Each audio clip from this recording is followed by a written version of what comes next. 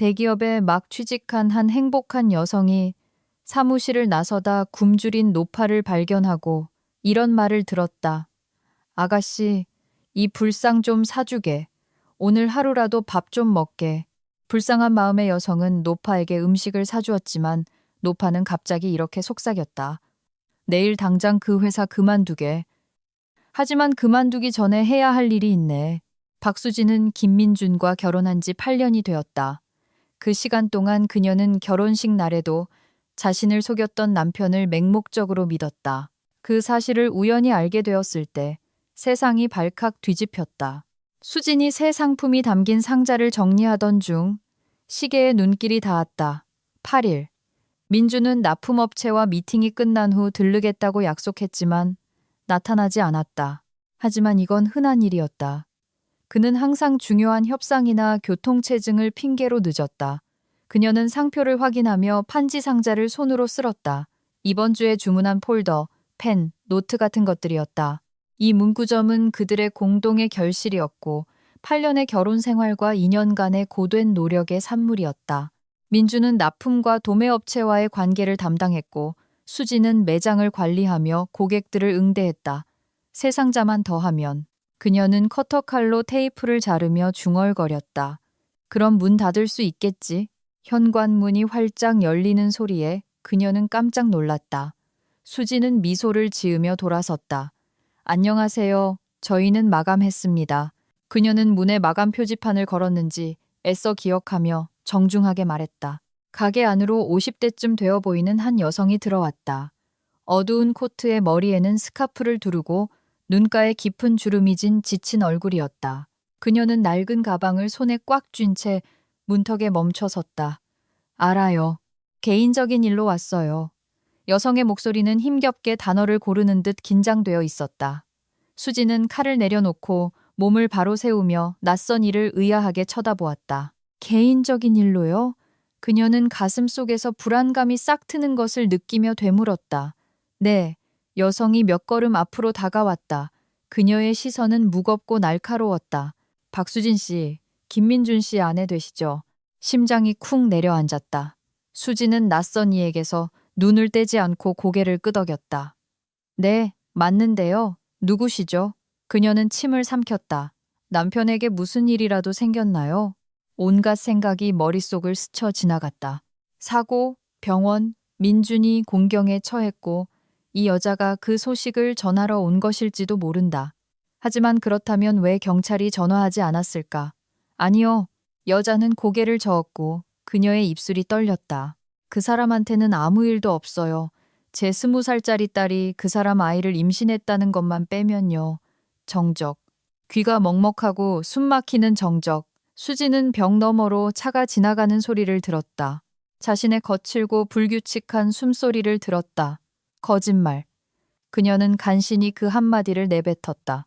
거짓말이 아니에요. 여자가 더 가까이 다가왔고 수지는 그녀의 얼굴에 흐르는 눈물을 보았다.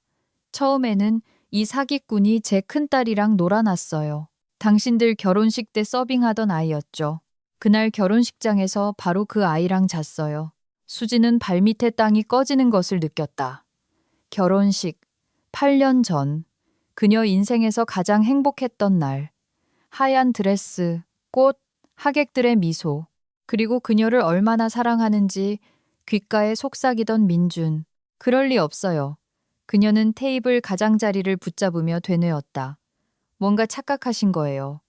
민준 씨는 그럴 사람이 아니에요. 그럴 사람 맞아요. 여자의 목소리가 절규로 바뀌었다. 우리 지아는 그때 겨우 18살이었어요. 18살.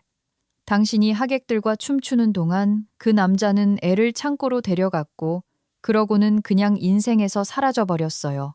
애는 몇 달을 울었지만 저는 괜찮아질 거라고 생각했어요. 다 끝난 일이라고 생각했죠. 수지는 더 이상 서 있을 힘이 없어 의자에 주저앉았다. 손이 떨렸다. 그러고 나서 여자가 눈물을 닦으며 말을 이었다. 6년 뒤에 동생인 우리 미나한테로 옮겨갔어요. 둘이 만났을 때 미나는 19살이었어요. 그는 이혼할 거라고 너만 사랑한다고 말했대요. 그래서 지금은요? 수진이 속삭였다. 지금은 임신 4개월이에요. 여자가 가방에서 구겨진 봉투를 꺼내 테이블 위에 던졌다. 여기 검사 결과예요. 그는 아이를 인정하지 않고 있어요. 자기 문제가 아니라고요. 우리 미나는 혼자예요. 직업도 없고 돈도 없어요. 그런데 그는 수지는 감히 만져볼 엄두도 내지 못하고 봉투를 쳐다보았다. 몰랐어요. 그녀가 겨우 입을 열었다. 맹세코. 아무것도 몰랐어요. 믿어요. 여자가 코트 소매로 얼굴을 닦았다. 그래서 당신한테 온 거예요. 제발 이혼해주세요. 그 사람 아이잖아요. 미나 혼자서는 감당 못해요. 혼자 낳는 걸 두려워하고 있어요. 우리가 아기를 먹여 살리지 못할까봐 두려워하고 있어요. 제 월급은 얼마 안 돼요. 저한테는 그런 돈이 없어요. 나가주세요. 수진이 조용히 부탁했다. 제발 나가주세요. 여자는 애원하는 눈빛으로 그녀를 보며 멈칫했다. 나가요. 수진이 소리치자 눈물이 왈칵 쏟아졌다. 당장 여기서 나가요. 여자는 여전히 무언가 중얼거리며 문 쪽으로 뒷걸음질 쳤지만 수지는 아무것도 들리지 않았다. 그녀는 두 손으로 얼굴을 가리고 흐느껴 울었다. 문이 쾅 닫히고 문 위의 종이 애처롭게 울렸다. 수지는 매장 한가운데 홀로 남았다. 상품이 담긴 상자들, 깔끔하게 정리된 폴더들, 밝은 표지의 노트들. 이 모든 것이 갑자기 낯설고 무의미하게 느껴졌다. 그녀는 고개를 들어 벽에 걸린 액자 속 사진을 보았다. 2년 전 가게 개업식에서 찍은 두 사람의 사진. 민준이 그녀의 어깨를 감싸 안고 있었고 둘 다 웃고 있었다. 결혼식 날에 그녀는 눈물을 닦으며 속삭였다. 우리 결혼식 날에. 그녀는 비틀거리며 일어나 기계적으로 상자에서 상품을 꺼내기 시작했다. 손은 저절로 움직였지만 생각은 다른 곳에 있었다. 그날의 모든 세세한 부분이 새롭고 고통스러운 선명함으로 기억에 떠올랐다. 민준이 자리를 비웠었다. 누군가에게 전화를 해야 한다고 했다. 그녀는 그것에 별 의미를 두지 않았다. 그런 날에도 그에게 일이 있다는 것이 너무나 당연해 보였다. 하지만 그는 다른 여자와 함께 있었다. 수지는 자신이 어떻게 했는지도 모른 채 마지막 상자 정리를 마쳤다. 금전 등록기를 닫고 창고 불을 끄고 떨리는 손으로 열쇠를 쥐고 현관문 잠금을 몇 번이나 확인했다. 그리고 또 한 번, 또 한 번. 차는 주차장에서 그녀를 기다리고 있었다. 수지는 운전석에 앉아 허공을 응시하며 얼어붙었다. 조수석에는 휴대폰이 놓여 있었다. 민준에게서는 전화 한 통, 메시지 한 통 없었다. 언제나처럼. 그녀는 시동을 걸고 집으로 향했다. 길은 20분밖에 걸리지 않았지만 그녀는 어느 코너 하나 기억하지 못했다. 차가 서울 외곽에 있는 2층짜리 빌라, 그들의 집 앞에 멈췄을 때야 정신이 들었다. 수지는 바로 내리지 않고 핸들을 꽉 쥔 채 차 안에 앉아 앞으로 어떻게 살아가야 할지 생각했다. 민준에게 무슨 말을 해야 할지, 어떻게 그의 얼굴을 봐야 할지. 마침내 그녀는 차에서 내려 집으로 들어갔다. 텅 비고 어둡고 차가운 집. 민준은 없었다. 그녀는 부엌으로 가서 불을 켜고 주전자를 올렸다. 컵을 꺼내고 차 티백을 넣고 식탁에 앉아 땅거미가 지는 창밖을 응시했다. 시간은 고통스러울 정도로 느리게 흘렀다. 주전자가 끓었다. 그녀는 차를 우렸지만 손도 대지 않았다. 휴대폰을 들었다. 화면은 비어 있었다. 전화도 메시지도 없었다. 1시간이 지났다. 수지는 여전히 컵을 두 손으로 감싼 채 식탁에 앉아 있었다. 차는 오래전에 식었다. 2시간이 지났다. 그녀는 휴대폰을 보았다. 밤 11시. 민준에게서는 여전히 아무런 소식이 없었다. 소리를 지르고 싶었고 무언가를 부수고 싶었다. 그에게 전화해서 해명을 요구하고 싶었다. 하지만 그녀는 그저 앉아만 있었다. 어디서부터 시작해야 할지 몰랐기 때문이다. 8년 동안 쌓아온 것을 어떻게 무너뜨려야 할지 몰랐다. 그리고 서울 어딘가에서 민주는 자신의 세상이 곧 무너질 것이라는 사실도 모른 채 자신의 일을 하고 있었다. 자정이 가까워질 무렵 수지는 진입로에서 차 소리를 들었다. 심장이 쿵쾅거렸다. 그녀는 여전히 부엌 식탁에 앉아 있었다. 그녀 앞에는 식어버린 3번째 찻잔이 놓여 있었다. 어떤 메시지라도 올까봐 너무 오랫동안 휴대폰을 쥔 탓에 손이 저렸다. 열쇠가 자물쇠에서 돌아가는 소리가 났다. 문이 열렸다. 현관에서 규칙적이고 차분한 발소리가 들렸다. 민주는 자신을 무엇이 기다리고 있는지 전혀 의심하지 않는 듯했다. 다녀왔어, 여보. 그가 부엌 문턱에 나타나 재킷을 의자 등받이에 벗어던졌다. 늦어서 미안해. 수지는 그를 바라보며 침묵했다. 8년의 결혼 생활, 그녀는 이 남자를 안다고 생각했다. 펼쳐진 책처럼 그를 읽을 수 있다고 생각했다. 하지만 지금 그녀 앞에는 낯선 이가 서 있었다. 민주는 싱크대로 가서 컵에 물을 따라 단숨에 마셨다. 그러고는 아내를 향해 미소를 지으며 돌아섰다. 우리 사업 확장을 위한 투자자들을 찾은 것 같아. 상상이나 돼?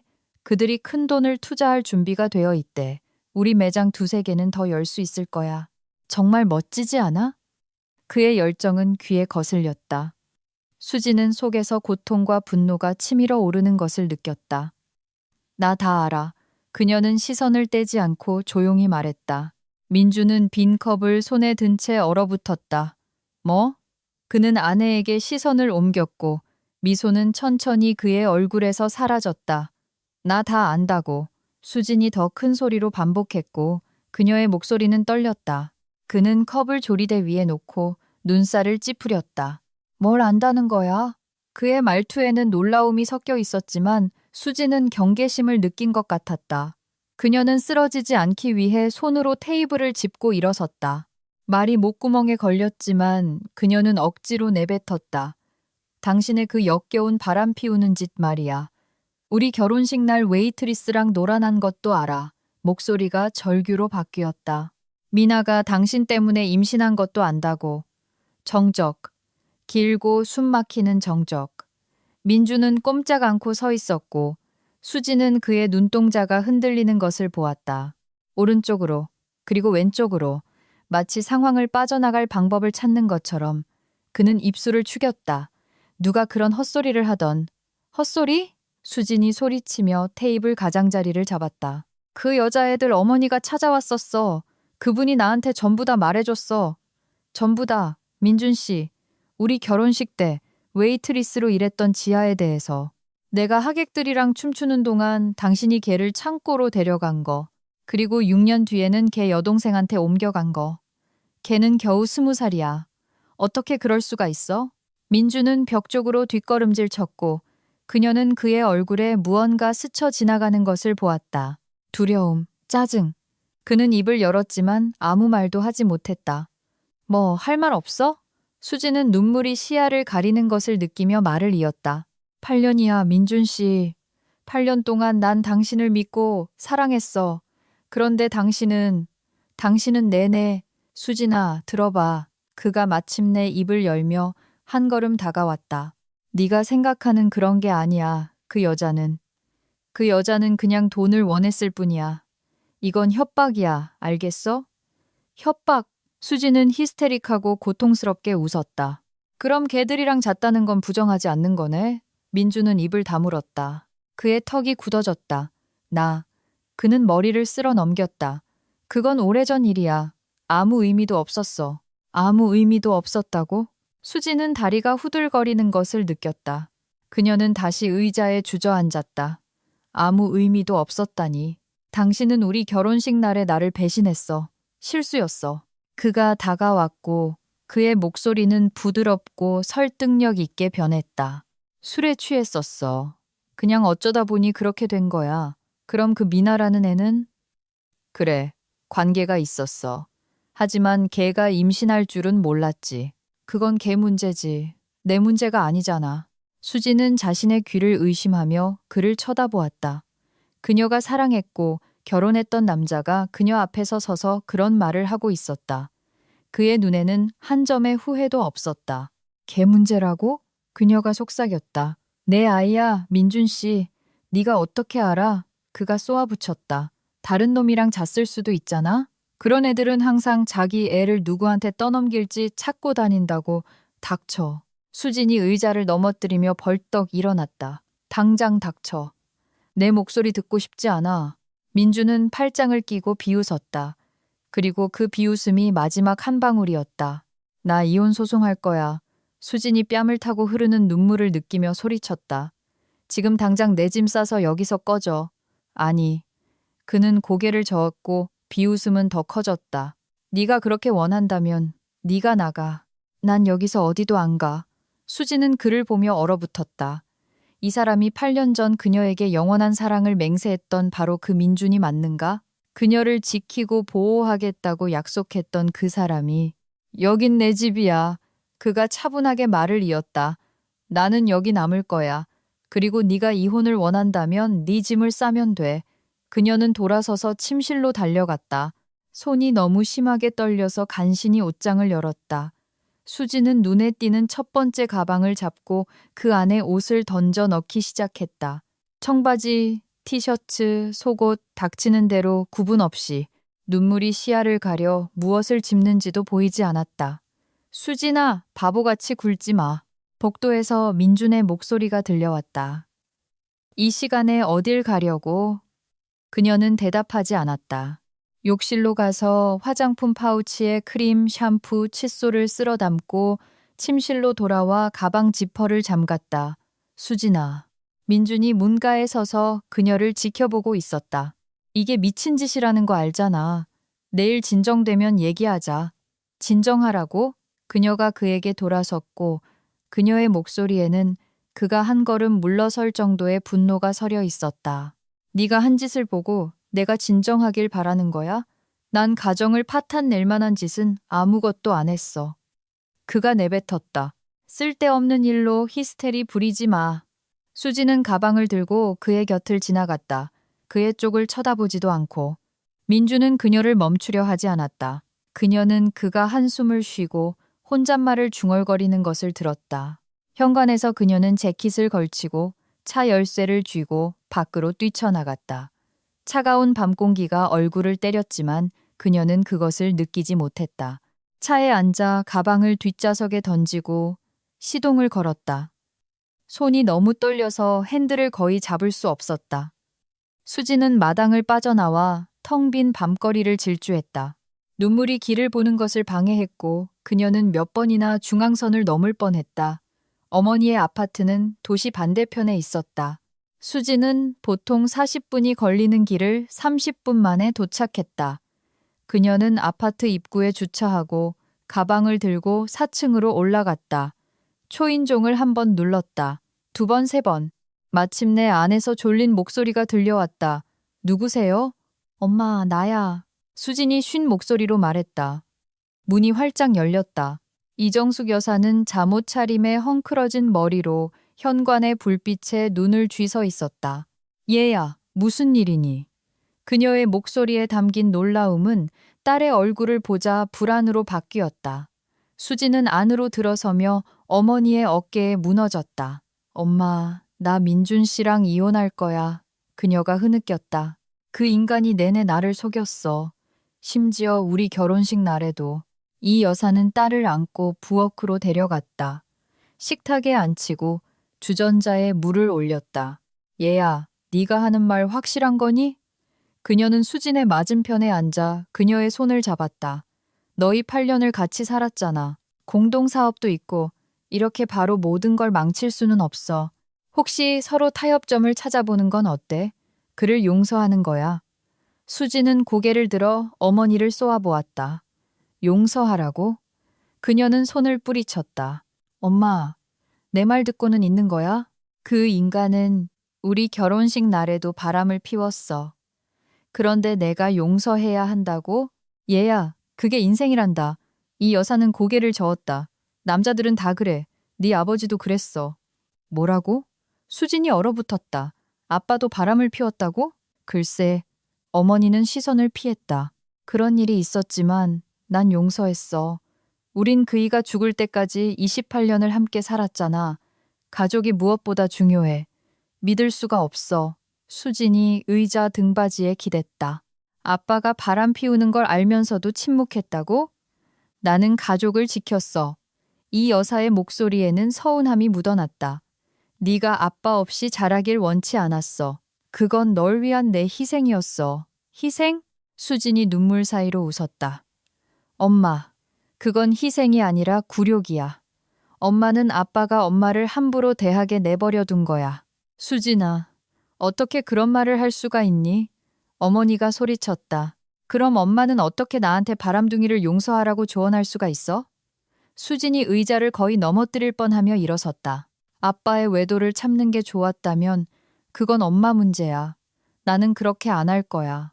이 여사는 창백해졌다. 난 도와주려고 한 거야. 됐어요. 수진이 이를 악물고 말했다. 그냥 내버려둬요. 그녀는 가방을 들고 자신의 옛날 방으로 갔다. 문을 밀고 들어가 문턱에서 멈췄다. 모든 것이 8년 전 그녀가 떠날 때와 똑같았다.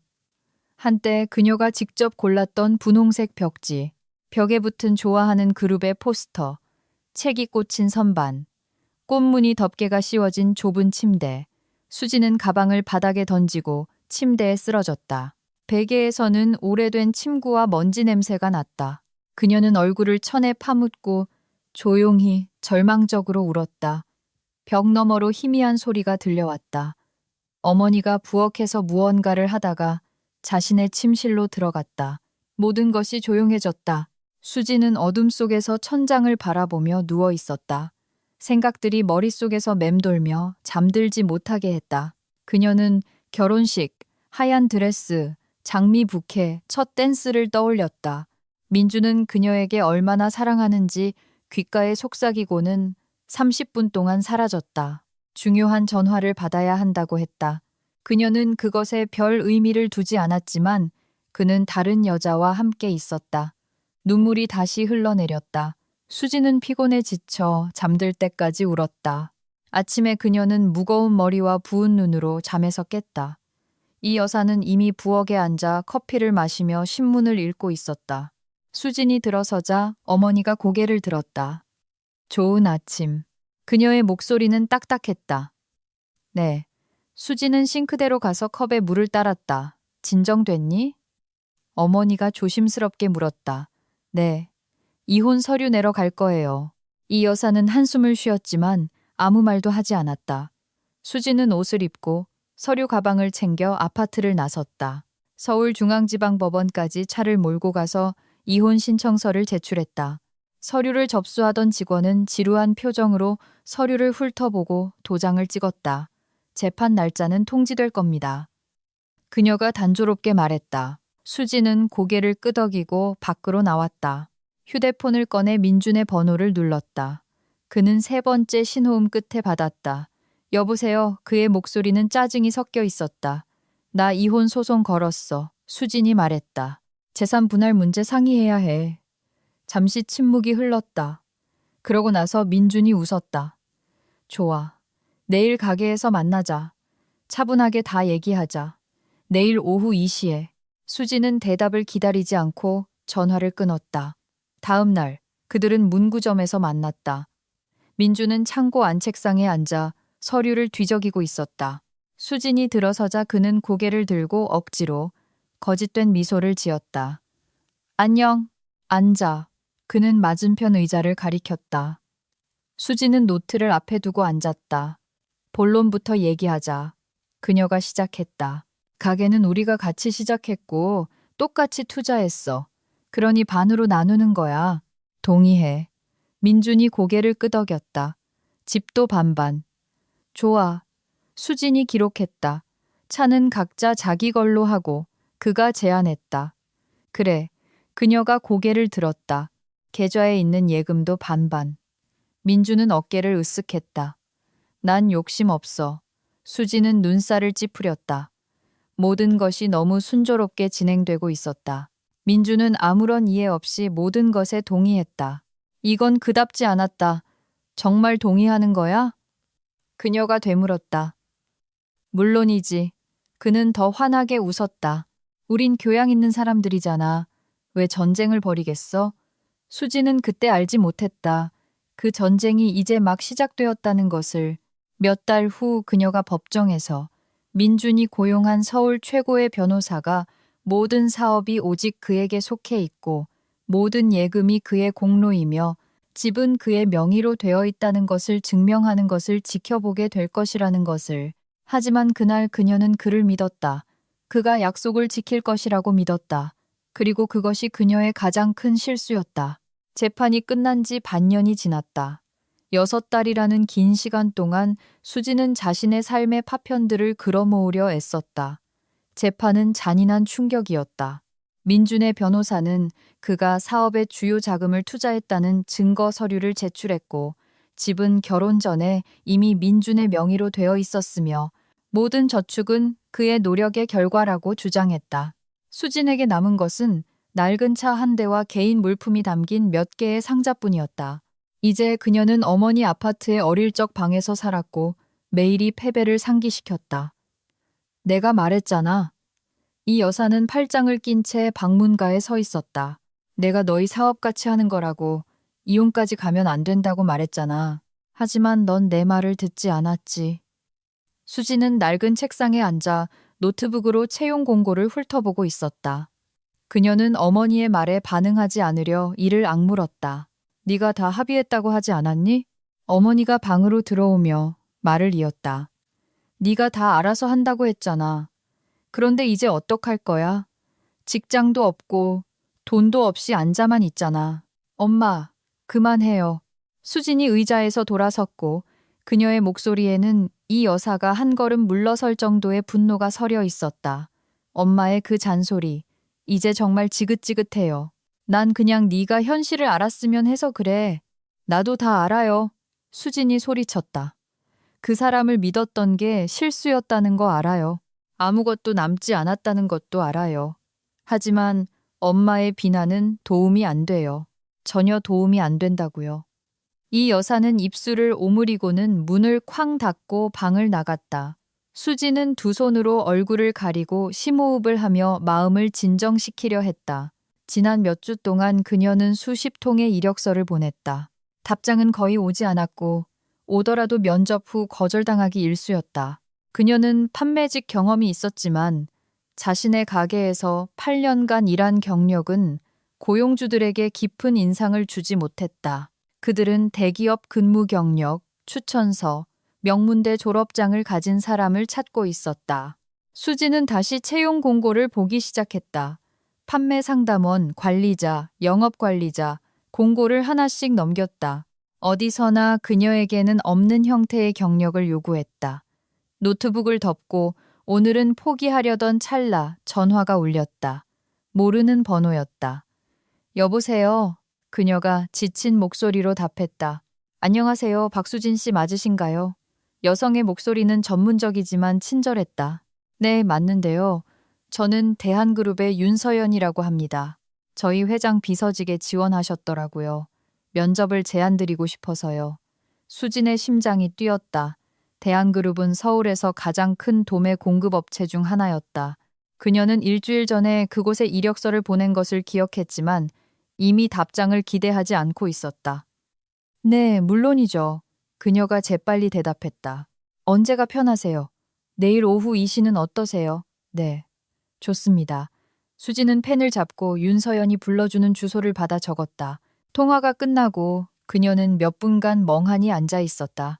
드디어 기회가 왔다. 다음 날 수지는 면접이 2시에 잡혀 있었음에도 일찍 일어났다. 그녀는 오랫동안 옷을 고르다 단정한 검은색 바지 정장으로 결정했다. 가벼운 화장을 하고 머리를 단정하게 묶고 거울을 보며 자신감을 불어넣으려 애썼다. 넌 할 수 있어. 그녀는 거울 속 자신에게 속삭였다. 반드시 해내야 해. 수진이 방에서 나왔을 때 어머니는 부엌에 앉아 커피를 마시고 있었다. 어디 가니? 이 여사는 딸을 평가하는 듯한 눈길로 훑어보았다. 면접 보러 가요. 수진이 텀블러에 차를 따르며 퉁명스럽게 대답했다. 그래. 어머니가 콧방귀를 뀌었다. 이번 직장에서는 제발 실수하지 말아라. 수진은 이를 악물고 침묵했다.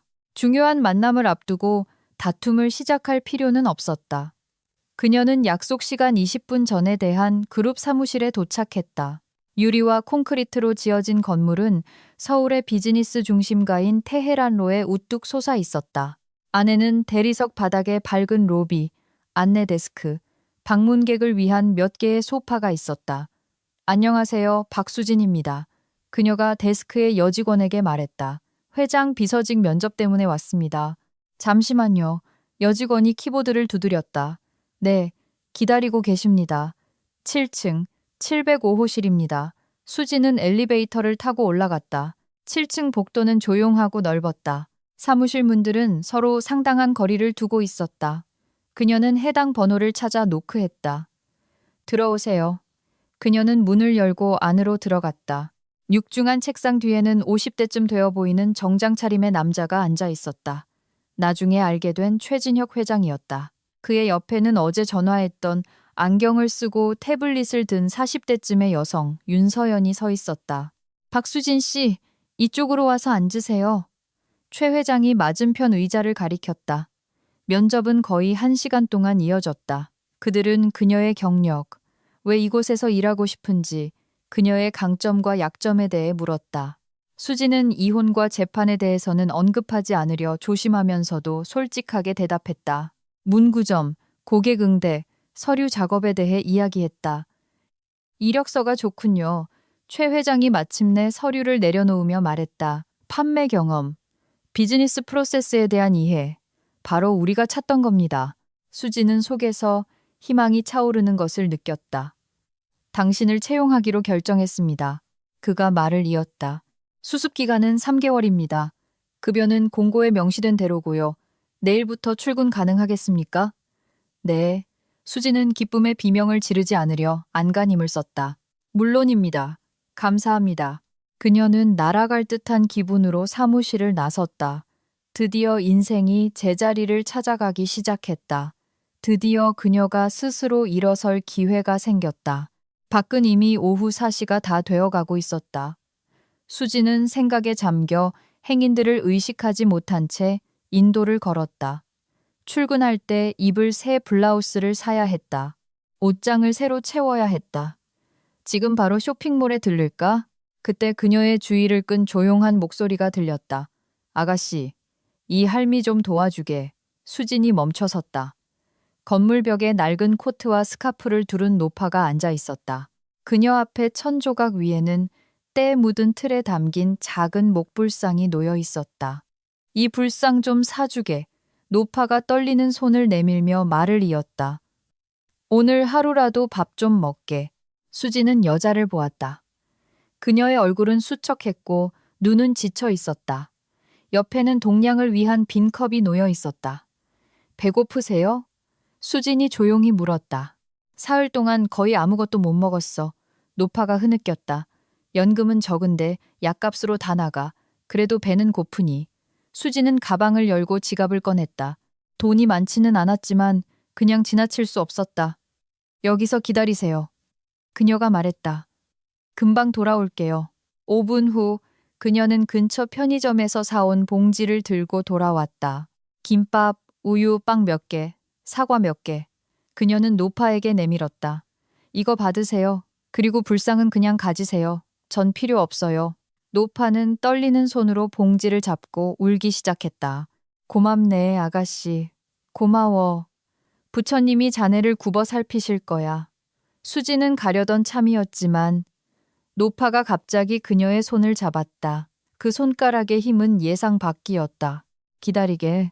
그녀가 수진의 눈을 똑바로 쳐다보며 속삭였다. 자네에게 할 말이 있네. 네? 수지는 손을 빼려 했지만 노파는 꽉 잡고 있었다.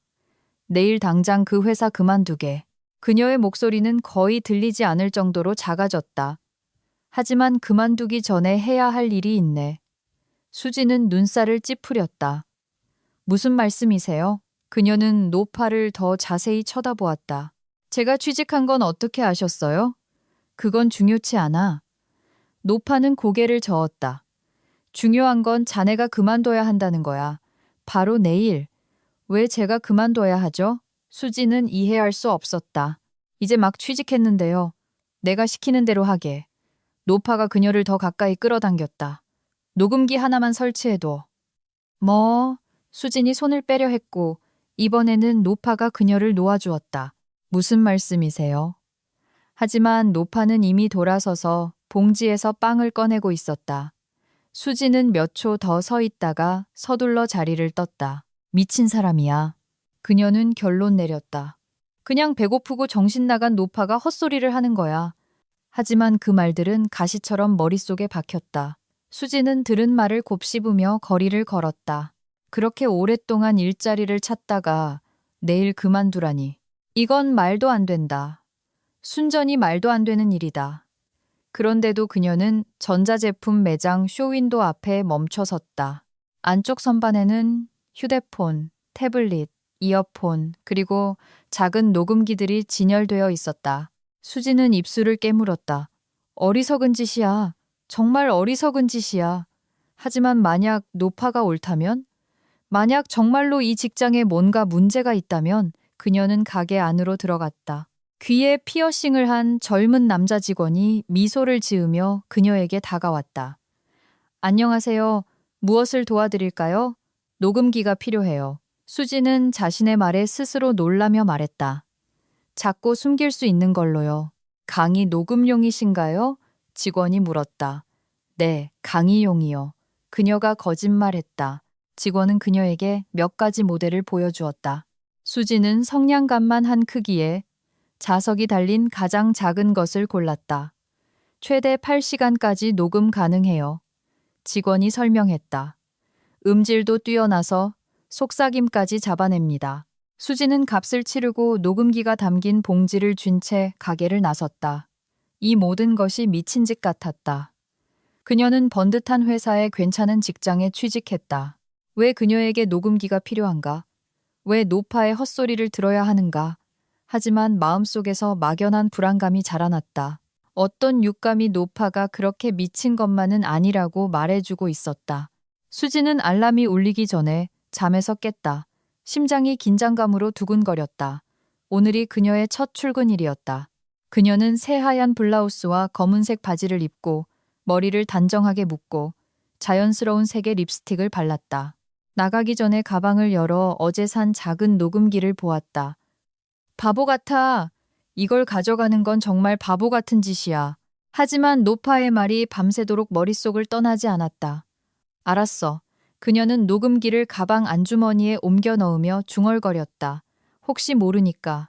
수진이 방에서 나왔을 때 어머니는 이미 부엌에 앉아 있었다. 어이구, 출근하시나? 이 여사는 딸을 평가하듯 쳐다보았다. 첫날부터 망신당하지 않게 조심해. 노력해볼게요. 수진이 보온병에 커피를 따르며 퉁명스럽게 대답했다. 그녀는 근무 시작 15분 전에 사무실에 도착했다. 윤서연 비서가 서류 폴더를 들고 안내 데스크에서 그녀를 맞았다. 좋은 아침이에요, 수진 씨. 만나서 반가워요. 가시죠. 제가 자리를 안내해 드릴게요. 그들은 7층으로 올라갔다. 회장 비서의 자리는 최진혁 회장의 집무실 옆 작은 방에 있었다.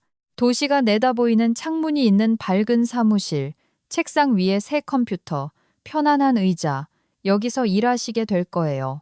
윤 비서가 책상 위에 폴더를 놓았다. 업무 지침, 시스템 접속 코드, 업무 목록입니다. 궁금한 점이 있으면 언제든 물어보세요. 최 회장님은 오늘 하루 종일 외부 회의가 있으니 차분하게 적응하실 수 있을 거예요. 감사합니다. 수지는 자리에 앉아 폴더를 열었다.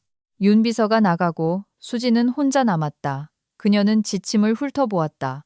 서류 작업, 회장 일정 관리, 회의 준비, 지시사항 이행 감독. 어려운 것은 없었고 꽤 익숙한 업무들이었다. 그녀는 컴퓨터를 켜고 비밀번호를 입력하고 이메일을 열었다. 몇 통의 메일이 이미 그녀를 기다리고 있었다. 동료들의 환영 인사, 다가오는 회의 알림. 수지는 녹음기를 떠올렸다. 가방에서 꺼내 잠시 손에 쥐고 고민했다. 이건 정말 편집증처럼 보였다. 하지만 잃을 게 뭐가 있나? 그녀는 몸을 숙여 책상 밑 가장 구석진 곳에 녹음기를 자석으로 붙였다. 녹음을 켰다. 이제 이 장치는 이 사무실에서 일어나는 모든 것을 기록할 것이다. 하루는 평온하게 시작되었다. 수지는 서류를 정리하고 전화를 받고 보고서를 작성했다. 점심때쯤에는 이미 자신감이 붙었다. 일은 이해하기 쉬웠고 동료들은 친절했다. 오후 3시쯤 30대 중반으로 보이는 한 여성이 그녀의 사무실로 들어왔다. 키가 크고 날씬하며 비싼 정장을 입고 있었다. 어두운 머리는 깔끔한 포니테일로 묶었고 화려한 화장, 자신감 넘치는 걸음걸이. 새 비서? 그녀가 인사도 없이 물었다. 네, 저는 박수진입니다. 수진이 자리에서 일어났다. 누구시죠? 한유라, 재무팀 부장. 여자가 그녀를 위아래로 훑어보았다. 네가 이전 사람들보다는 오래 버텼으면 좋겠네. 이전 사람들이요? 수진이 눈살을 찌푸렸다. 너 이전에도 반년 동안 3명이나 있었어. 한유라가 비웃었다. 아무도 2달 이상 버티지 못했지. 최 회장님이 까다로우시거든. 하지만 네가 잘 해내면 출세는 보장돼. 그녀는 몸을 돌려 비싼 향수 자락을 남기고 나가버렸다. 수지는 천천히 다시 자리에 앉았다. 반년 동안 비서가 3명.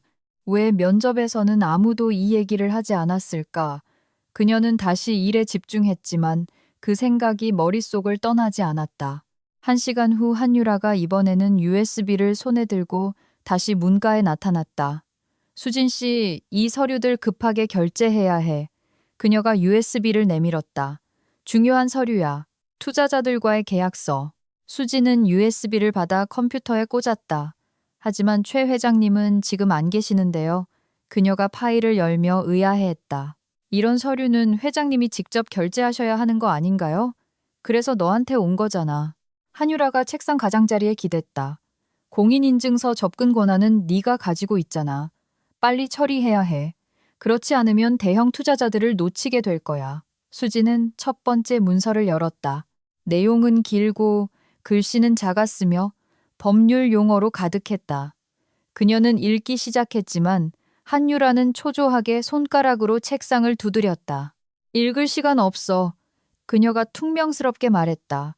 그냥 결제해. 이건 일반적인 절차야. 최 회장님이 직접 나한테 이 서류들 너한테 전달하라고 지시하셨어. 그래도 최소한 내용은 봐야. 잘 들어. 한유라가 더 가까이 몸을 숙였고 그녀의 목소리는 더 거칠어졌다. 너 여기 온 지 첫날이야. 아직 수습 기간이라고. 내 의심 때문에 이 계약을 망치면 너 전에 일했던 비서들보다 더 빨리 잘릴 거야. 알겠어? 수지는 침을 삼켰다. 이 직장을 잃을 수는 없었다. 그 모든 일을 겪고 나서 반년 동안의 굴욕과 무일푼 생활 끝에 얻은 직장이었다. 알겠습니다. 그녀가 조용히 말하고 전자서명 프로그램을 열었다. 한유라는 팔짱을 낀 채 그녀를 지켜보았다.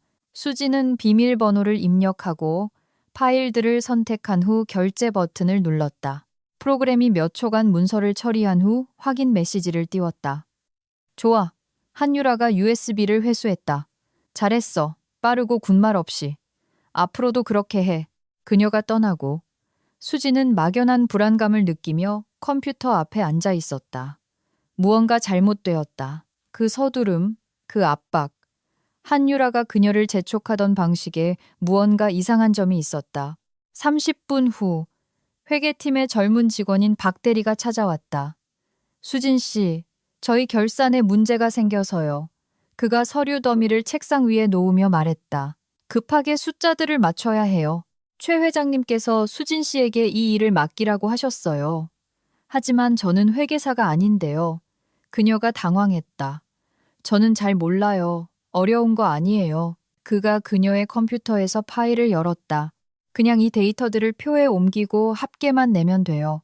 저는 시간이 없어요. 일이 산더미처럼 쌓였거든요. 그리고 당신은 회장 비서니까 모든 부서를 도와야 하죠. 수지는 화면을 보았다. 숫자, 열, 공식. 그녀는 이런 규모의 회계 업무를 해본 적이 없었다. 노력해볼게요. 그녀가 중얼거렸다. 박 대리가 떠나고 그녀는 표와 씨름하기 시작했다. 숫자는 헷갈렸고 공식은 맞지 않았다. 오후 5시가 되자 머리가 깨질 것 같았다. 이어서 마케팅팀의 김주임이라는 또 다른 직원이 왔다. 수진 씨, 좀 도와줄 수 있어요? 그녀가 빠르고 초조하게 말했다. 급하게 고객용 프레젠테이션을 준비해야 해요. 전 일이 너무 많고 최 회장님께서 당신이 도와줄 거라고 하셨어요. 하지만 저는 제발요. 김주임이 애원하듯 그녀를 쳐다보았다. 그렇지 않으면 저 잘려요. 저 주택담보대출도 있고 아이도 있어요. 직장을 잃으면 안 돼요. 수지는 거절할 수 없었다. 그녀는 고객들에게 정확히 무엇이 필요한지 전혀 몰랐지만 새 파일을 열고 프레젠테이션 작업을 시작했다. 공식적인 퇴근 시간인 저녁 7시가 되었을 때 수지는 여전히 컴퓨터 앞에 앉아 있었다. 머리는 깨질 듯 아팠고 눈은 피로로 충혈되었다. 그녀는 수십 개의 업무를 처리했고 사무실의 절반을 도왔으며 내용도 모르는 문서에 서명했다. 마침내 그녀는 컴퓨터를 끄고 짐을 챙기고 사무실을 나가기 전에 녹음기에서 녹음을 중지했다. 밖은 이미 어두워져 있었다. 수지는 차에 도착해 정신을 차리려 몇 분간 운전석에 그냥 앉아 있었다. 첫날은 악몽으로 변했지만 그녀는 해냈다. 그녀는 버텨냈다. 내일은 더 나아질 거야. 그녀는 스스로를 다독였다. 집에 도착하니 어머니는 이미 잠들어 있었다. 수지는 조용히 자신의 방으로 들어가 옷을 갈아입고 침대에 쓰러졌다. 잠은 순식간에 찾아왔다. 한밤중에 전화가 울렸다. 날카롭고 찢어지는 소리가 정적을 깼다. 수지는 정신없이 벌떡 일어나 휴대폰을 잡았다. 화면에는 최진혁 회장님이라는 이름이 빛나고 있었다. 그녀는 아직 잠이 덜 깬 상태로 전화를 받았다. 여보세요. 당신 지금 제정신이야? 회장의 목소리가 그녀를 어그루실. 그가 너무 크게 소리쳐서 그녀는 귀에서 휴대폰을 떼었다. 최 회장님, 무슨 말씀이신지. 수지는 침대에 앉아 무슨 일인지 파악하려 애썼다. 이해가 안 됩니다. 이해가 안 돼? 그가 계속해서 소리쳤다. 네가 서류에 서명해서 회사에서 40억 원이 빠져나갔어. 40억, 듣고 있어? 심장이 멈췄다. 수지는 주위 세상이 흔들리기 시작하는 것을 느꼈다. 뭐, 그럴 리 없어. 내가 그런 짓을. 그때 그녀는 기억해냈다. 한유라, USB. 읽지도 않고 서명했던 서류들. 한유라 부장님이 저에게 서류를 줬어요. 그분이 말씀하시길, 한유라? 회장의 목소리는 더욱 커졌다. 무슨 한유라? 너한테 주어진 접근 권한을 사용해서 네가 서류에 서명했잖아. 책임은 너한테 있어. 하지만 전 몰랐어요. 수진의 목소리가 절규로 바뀌었다. 그분이 급한 일이라고 회장님이 직접 지시하셨다고 했어요. 전 그냥 제 일을 했을 뿐이에요. 일? 그가 사악하고 히스테릭하게 웃었다. 넌 회사 돈 40억을 훔쳤어. 그걸 일이라고 부르는 거냐? 눈물이 왈칵 쏟아졌다. 수지는 한유라가 자신을 어떻게 재촉했는지, 서류를 읽지 못하게 했는지, 해고하겠다고 위협하며 압박했는지를 떠올렸다. 최 회장님, 제발 제 말 좀 들어주세요. 그녀는 눈물 사이로 말하려 애썼다. 한유라 부장님이었어요. 그분이 USB를 가져와서 급하다고 했어요. 그가 그녀의 말을 끊었다. 거짓말쟁이 같으니 널 고소할 거야. 넌 이 일로 감옥에 가게 될 거야. 넌 훔친 돈 한 푼 한 푼 다 갚게 될 거야. 아니에요, 제발요. 수진이 휴대폰을 꽉 쥐고 흐느꼈다. 전 훔치지 않았어요. 몰랐다고요. 한유라 부장님이에요. 내일 사무실로 나와. 그가 딱 잘라 말했다. 그리고 경찰 올 준비나 해. 네가 감옥에서 썩길 바란다. 그가 전화를 끊었다. 수지는 어둠 속을 응시하며 여전히 휴대폰을 귀에 대고 있었다. 세상이 두 번째로 무너졌다. 하지만 이번에는 이혼보다 더 끔찍했다. 이제 그녀에게는 감옥이 기다리고 있었다. 그녀는 휴대폰을 내려놓고 두 손으로 얼굴을 가렸다. 흐느낌이 몸을 흔들었다. 어떻게 이런 일이? 어떻게 그녀는 다시 함정에 빠진 것일까? 그러다 그녀는 기억해냈다. 녹음기. 그것은 그녀의 사무실에서 일어난 모든 것을 녹음하고 있었다. 수지는 침대에서 벌떡 일어나 허둥지둥 옷을 입기 시작했다. 새벽 3시였지만 그녀는 사무실로 가야 했다. 누군가 그것을 찾기 전에 즉시 녹음기를 회수해야 했다. 그것이 그녀의 무죄를 증명할 유일한 증거였다. 어머니가 소음에 잠이 깼다. 수진아, 무슨 일이니? 옆방에서 졸린 목소리가 들려왔다. 아무것도 아니에요, 엄마. 주무세요. 수진이 재킷을 걸치며 소리쳤다. 그녀는 아파트에서 뛰쳐나와 차로 달려갔다. 손이 너무 심하게 떨려서 간신히 시동키를 꽂을 수 있었다. 텅 빈 밤거리를 그녀는 빨간불도 무시하고 모든 규칙을 어기며 질주했다. 서둘러야 해. 오직 그 생각만이 머릿속을 맴돌았다. 녹음기를 회수하고 자신의 무죄를 증명해야 한다. 그녀는 20분 만에 사무실에 도착했다. 건물은 어둡고 인적이 없었다. 수지는 어제 받은 출입증을 사용해 안으로 들어갔다. 엘리베이터가 천천히 7층으로 올라갔다. 매 순간이 영원처럼 느껴졌다. 마침내 문이 열렸다. 복도는 어둠에 잠겨 있었고 비상등만이 희미한 빛을 내고 있었다. 수지는 자신의 사무실로 향했다. 문은 잠겨 있지 않았다. 그녀는 안으로 들어가 불을 켜고 책상으로 달려갔다. 무릎을 꿇고 책상 밑으로 손을 뻗었다. 손가락이 녹음기에 닿았다. 제자리에 있었다. 그녀는 자석에서 그것을 떼어내 손에 꽉 쥐었다. 안도의 눈물이 뺨을 타고 흘렀다. 그녀에게는 증거가 있었다. 그녀에게는 기회가 있었다. 수지는 동이틀 무렵 사무실로 돌아왔다. 건물은 여전히 텅 비어 있었다. 입구의 경비원은 데스크 뒤에서 졸고 있었다. 그녀는 7층으로 올라가 녹음기를 손에 꽉 쥔 채 자신의 사무실로 들어갔다. 책상에 앉아 기기를 컴퓨터에 연결하고 녹음 파일을 열었다. 재생 버튼을 누를 때 손가락이 떨렸다. 처음에는 그녀 자신의 일하는 소리가 들렸다. 키보드 두드리는 소리, 종이 넘기는 소리, 그리고 발소리가 들렸다. 문이 열렸다. 수진 씨, 이 서류들 급하게 결제해야 해.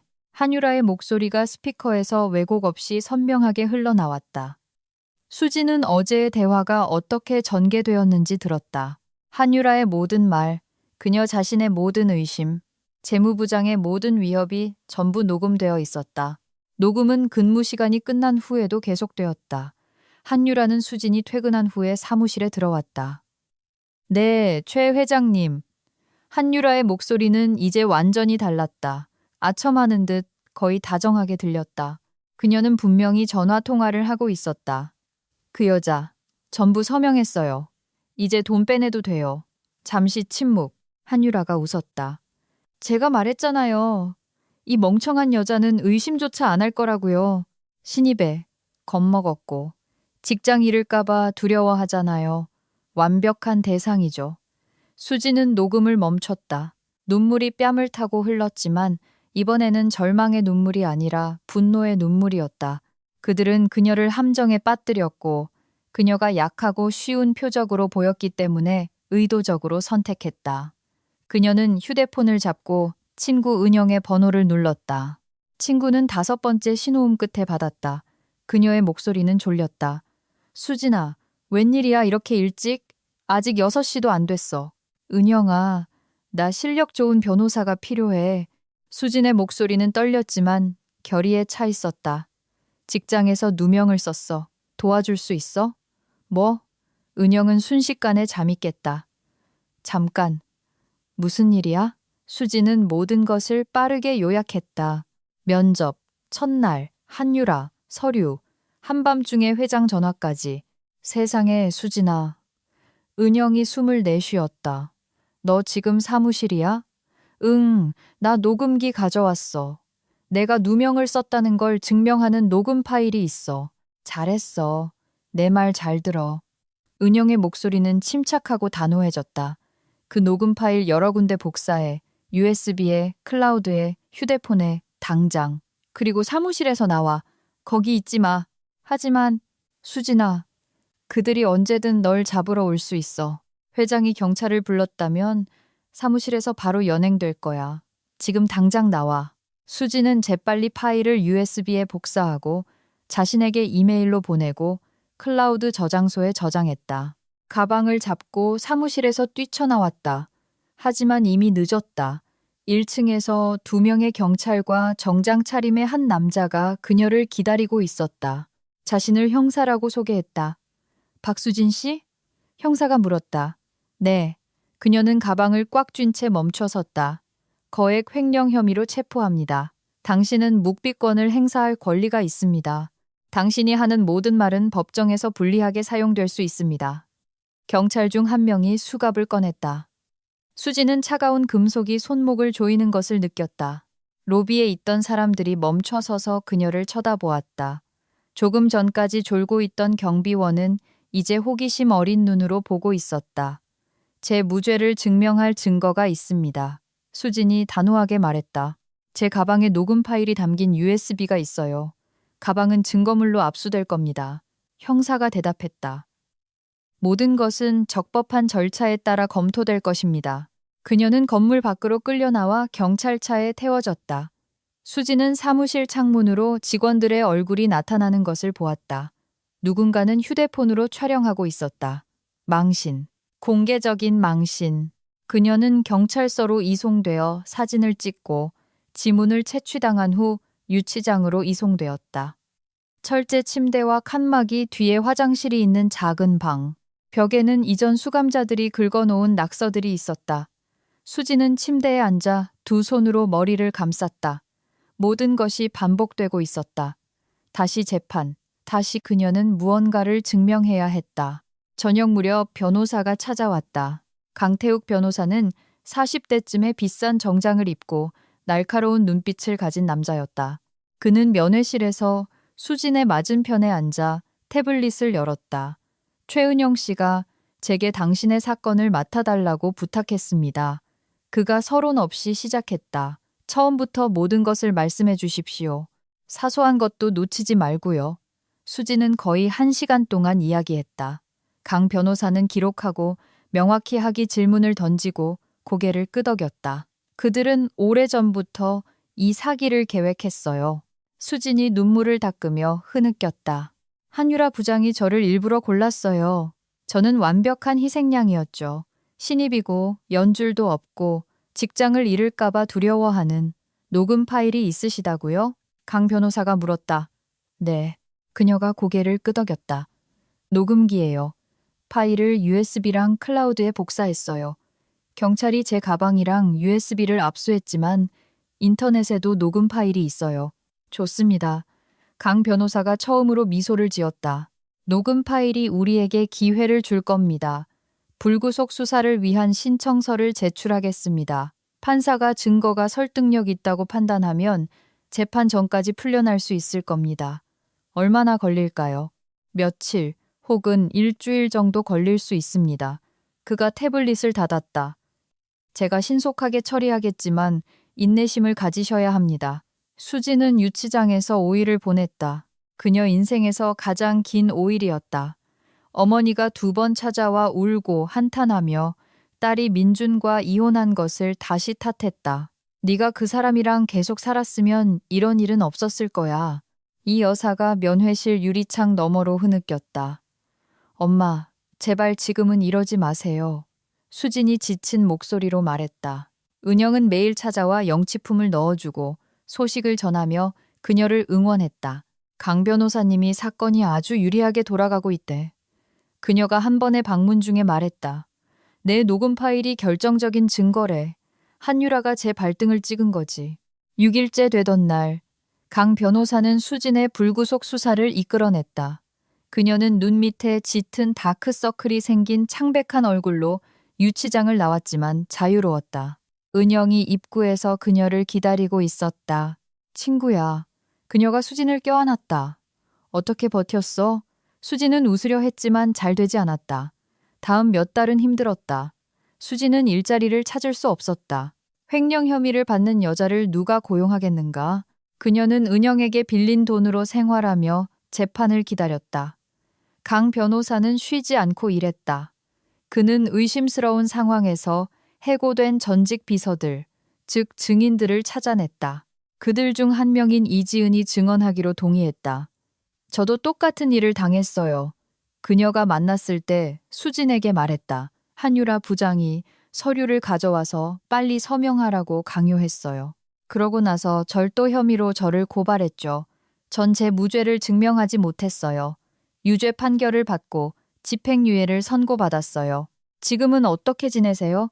수진이 조용히 물었다. 간신히 살고 있어요. 지은이 슬프게 웃었다. 전과가 있으면 아무도 고용해주지 않아요. 하지만 당신을 도울 수 있게 되어 기뻐요. 최소한 우리 중 한 명이라도 우리가 범죄자가 아니라는 걸 증명해야죠. 재판은 12월 초로 잡혔다. 수지는 재판 전날 밤 잠을 이루지 못하고 어둠 속에서 가능한 모든 시나리오를 머릿속으로 그려보며 누워 있었다. 아침에 그녀는 면접 때 입었던 것과 같은 검은색 정장을 입었다. 거울 속 자신을 보았다. 수척해진 얼굴, 생기 없는 눈, 반년 전에는 없었던 머리카락에 흰머리 몇 가닥. 법정에는 많은 사람이 있었다. 최진혁 회장은 변호사와 함께 앉아 있었다. 바로 수진을 상대로 한 민준의 소송에서 이겼던 그 비싼 변호사였다. 한유라는 법정 다른 쪽 끝에 창백한 얼굴로 고개를 숙인 채 앉아 있었다. 재판이 시작되었다. 검찰은 증거를 제시했다. 수진의 전자서명이 담긴 서류, 40억 원의 이체를 보여주는 계좌 내역서. 피고인 박수진은 고용주의 신뢰를 악용했습니다. 검사가 말했다. 전자서명 접근 권한을 이용하여 그녀는 회사 자금을 불법적으로 유령 계좌로 빼돌렸습니다. 그러고 나서 강 변호사가 발언했다. 그는 녹음기 녹음 파일을 틀었다. 한유라의 목소리가 법정 안을 가득 채웠다. 네, 최 회장님, 그 여자 전부 서명했어요. 이제 돈 빼내도 돼요. 제가 말했잖아요. 이 멍청한 여자는 의심조차 안 할 거라고요. 법정 안이 술렁거렸다. 최 회장은 창백해졌다. 한유라는 두 손으로 얼굴을 가렸다. 이건 조작이야. 회장이 소리쳤다. 편집된 거라고. 감정 결과 녹음의 진위가 확인되었습니다. 강 변호사가 판사에게 서류를 건네며 차분하게 말했다. 녹음 속 목소리는 대한그룹 재무팀 부장 한유라 씨의 것입니다. 게다가 저희에게는 비슷한 수법이 여러 차례 사용되었다는 것을 증언할 증인들이 있습니다. 이지은이 증인석에 나와 증언했다. 그녀에 이어 전직 비서 2명이 더 증언했다. 모두 같은 이야기를 했다. 한유라가 서류를 가져와 재촉하고 압박하고 해고하겠다고 위협했다. 판사는 주의 깊게 듣고 나서 휴정을 선언했다. 재판이 재개되었을 때 한유라가 발언을 요청했다. 그녀는 온몸을 떨며 일어섰다. 증언하고 싶습니다. 그녀의 목소리는 거의 들리지 않았다. 한유라, 입 다물어. 최 회장이 속삭였지만 그녀는 듣지 않았다. 그녀가 말하는 동안 눈물이 얼굴을 타고 흘렀다. 저는 최진혁 회장님의 내연녀였습니다. 그녀가 시작하자 법정에는 죽음 같은 정적이 흘렀다. 우리는 3년 동안 만났습니다. 그는 아내와 헤어지겠다고 약속했습니다. 우리가 함께 할 거라고 약속했습니다. 하지만 그러기 위해서는 이혼과 새로운 삶을 위한 돈이 필요했습니다. 당장 닥치지 못해! 최 회장이 벌떡 일어나며 소리쳤다. 그가 이 계획을 꾸몄어요. 한유라는 그에게 신경 쓰지 않고 말을 이었다. 새로운 비서들을 고용했어요. 제가 그들에게 서류에 서명하도록 강요했죠. 우리는 돈을 빼돌리고 그들을 절도 혐의로 고발하며 해고했습니다. 최 회장은 보험금을 받았고 돈은 우리 계좌에 쌓였습니다.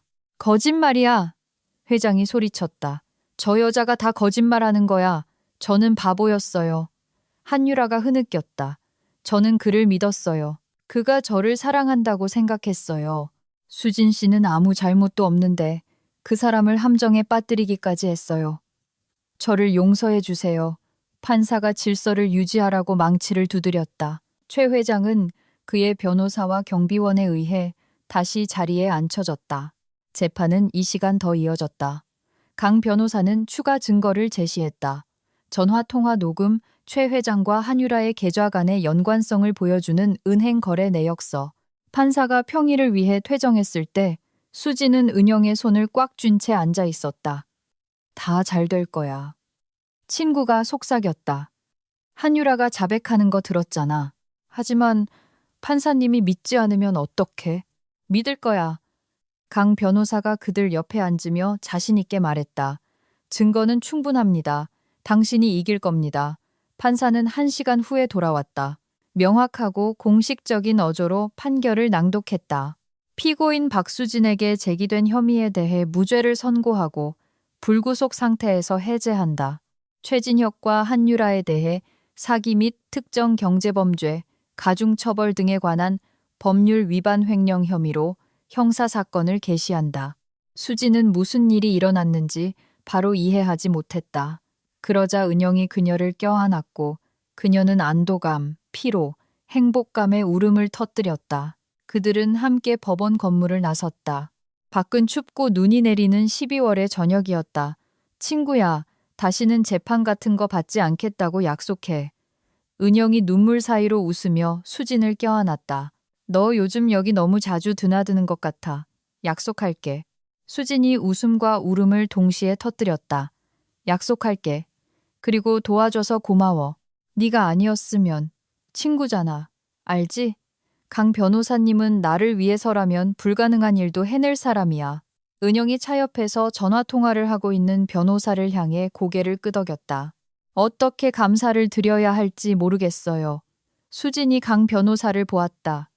제 인생을 구해주셨어요. 스스로의 인생을 구하신 겁니다. 그가 그들에게 다가왔다. 그 녹음기를 설치했을 때 말이죠. 그건 당신의 직감, 당신의 신중함이었습니다. 저는 당신이 제게 준 것을 활용했을 뿐입니다. 그들은 잠시 더 함께 서 있다가 헤어졌다. 수지는 은영의 차에 탔고 그들은 집으로 향했다. 이제 뭐 할 거야? 친구가 길에서 물었다. 모르겠어. 수지는 창밖으로 내리는 눈을 보았다. 일자리 찾고 다시 시작해야지. 또다시. 넌 해낼 거야. 은영이 그녀의 어깨에 손을 얹었다. 넌 강해. 2번의 재판을 겪고도 무너지지 않았잖아. 수지는 고개를 끄덕였다. 그래, 그녀는 무너지지 않았다. 하지만 그녀 안에 무언가는 변했다. 그녀는 더 이상 사람들을 맹목적으로 믿지 않을 것이고, 더 이상 순진하지 않을 것이며, 더 이상 누구에게도 이용당하지 않을 것이다. 이제 그녀는 다시 1년 만에 3번째로 인생을 새로 시작해야 했다. 하지만 이번에 그녀는 준비가 되어 있었다.